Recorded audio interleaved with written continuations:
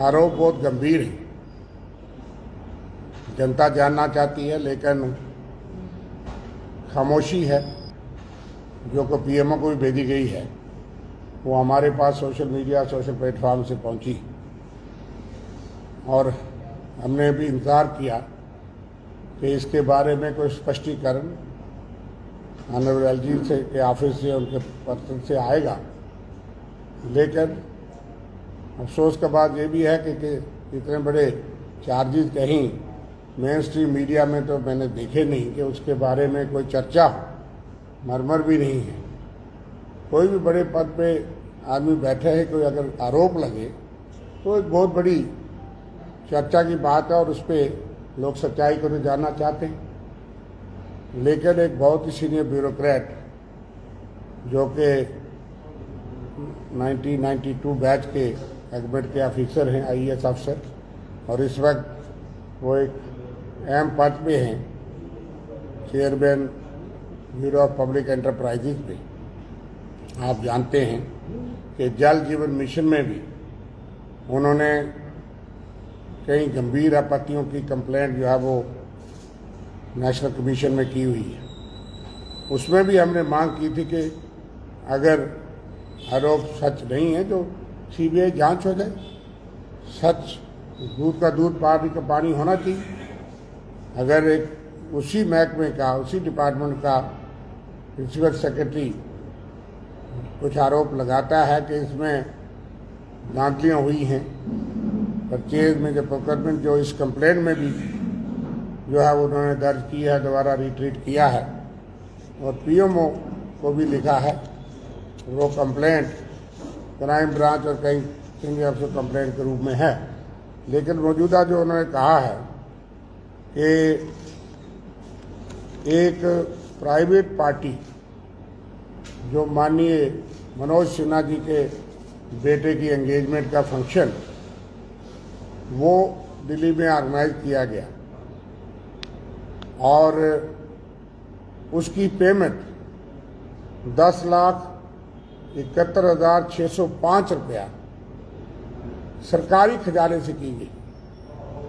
Private function का arrangement, decoration, 120 आदमी का लंच और डिनर जो है वो अरेंज करवाया जाता है।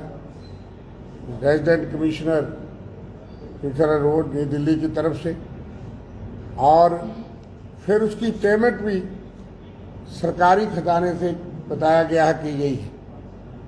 और अगर इतने उच्च पद पे बैठे हुए, संवैधानिक पद पे बैठे हुए ऑनरेबल लेफ्टिनेंट गवर्नर इस तरह से करते हैं, सरकार का पैसा कैसे किसी प्राइवेट पार्टी या किसी फंक्शन के लिए निकाला जा सकता है। और उसके बाद ये मामला तो हमारी जानकारी में अब आया,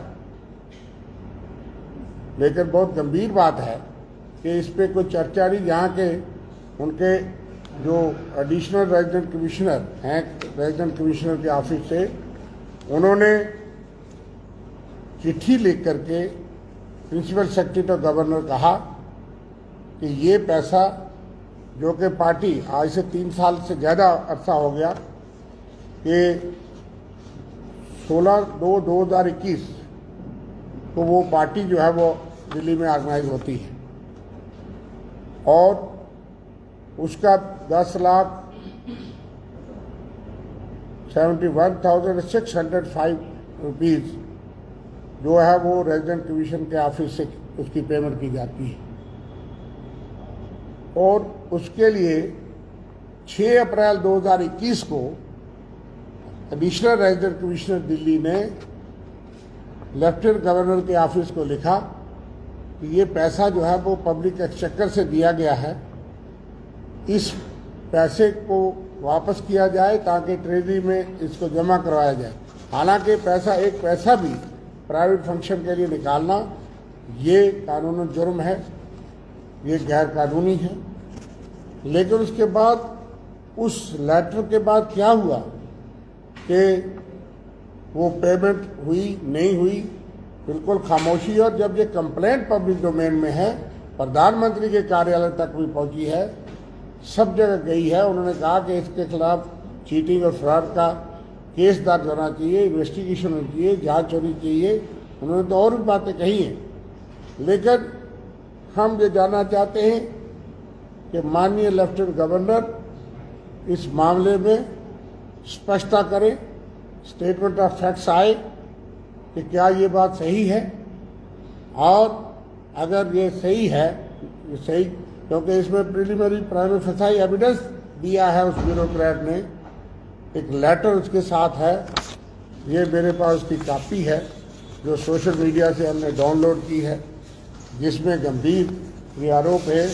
और ये वो लेटर है जो 6/4/2021 का एडिशनल रेजिडेंट कमिश्नर दिल्ली ने principal secretary to the honourable lieutenant governor लिखा है, जिसमें उन्होंने ये कहा है, इसको मैं पढ़ देता हूँ कि as directed by the honourable LG office the arrangements for lunch and dinner of 120 persons and decoration at 7 Aqua Road, New Delhi were carried out on 16th February 2021. The total amount amounting to rupees 10,71,605 was done by this office. This being personal function, it is requested to kindly arrange and deposit the said amount in the treasury to settle the issue. Issue तो settle नहीं होता। कोई भी सरकारी पद पे कोई भी बैठा हो, सरकार के पैसे से प्राइवेट फंक्शन करे, वो अपने आप में एक जुर्म है, वो अपने आप में फंक्शन जो है वो जुर्म है। और उसके बाद ये स्पष्टता से लिखा गया है, 3 साल 3.5 साल के बाद ये पता लगता है। 6 अप्रैल 2021 को उन्होंने पैसा मांगा कि कम से कम पैसा दीजिए, क्योंकि रेजिडेंट कमीशन के ऑफिस ने देखा होगा कि इसमें हम भी फंसते हैं। डायरेक्शन जो भी हो, कोई अनलॉफुल कमांड हो तो उसको मानना जरूरी नहीं, लेकिन इस तरह से किया गया है। और उसके बाद टोटल खामोशी। इतनी सीरियस कंप्लेंट पब्लिक डोमेन में, और उन्होंने तो हिम्मत से ये बात कही कि इसमें क्राइम ब्रांच से जांच हो और इसमें पूरी इन्वेस्टिगेशन हो।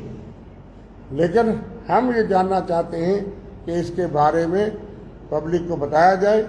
अगर इस मामले को दबाने का प्रयास किया गया तो डेमोक्रेटिक तरीके और भी हैं। हम सरकार का, जनता का पैसा मिसयूज अगर हुआ है, एक तो ये पोजीशन का मिसयूज है, उसके बाद जनता के पैसे का मिसयूज है, वो एक गंभीर आरोप है, गंभीर जुर्म है। और सबसे उच्च पद पे बैठे हुए जम्मू कश्मीर के शख्स के हदायत पे या उनके लिए अगर ऐसा हो रहा है और ऐसा चल रहा है तो इससे बड़ी गंभीर बात क्या है। और कोई कार्रवाई नहीं करता। सत्यपाल मलिक जी ने भी कुछ कहा था कि करप्शन के बारे में कुछ लोगों को ज़्यादा परहेज नहीं है, तो उनके दफ्तर कार्यालय तक भी ये चीज़ें पहुंची हैं और उसके बाद कोई कार्रवाई नहीं, कोई इसका जवाब नहीं, कोई जनता को इसके बारे में जानकारी नहीं दी जाती। इसके अलावा भी उन्होंने कहा है कि जो है कुछ और आरोप भी हैं। उन्होंने कहा है कि जिसमें ऑनरेबल LG साहब उनके प्रिंसिपल सेक्रेटरी से मिलके इस तरह के और भी जो है वो उन्होंने आरोप लगाया कि मिसयूज ऑफ फंड्स हुआ है। इसके साथ साथ और भी जो बातें उन्होंने कही हैं, आरोप गंभीर हैं कि इंश्योरेंस कंपनी के साथ रिलायंस जनरल इंश्योरेंस कंपनी, आपको पता है, सत्यपाल मलिक जी ने इसका उस वक्त खुलासा किया था और जांच उनके खिलाफ होने के बजाय उस वक्त के गवर्नर साहब के खिलाफ हो रही है, CBI उनके पास जाती है। ये इस दौर में जो अमृत काल चल रहा है प्रधानमंत्री मोदी जी के नीचे, अगर इस तरह से काम होते हैं। उन्होंने तो पैसे का भी हिसाब दिया कि 44 करोड़ 39,000 का एक्सचेकर को लॉस हुआ है, 44 करोड़ 39 लैक्स। और उसमें इंश्योरेंस के में उन्होंने कहा कि बजाज अलायंस के साथ मिलकर भी कुछ 200 करोड़ का या उसने कहा कि उसमें जातियाँ हैं।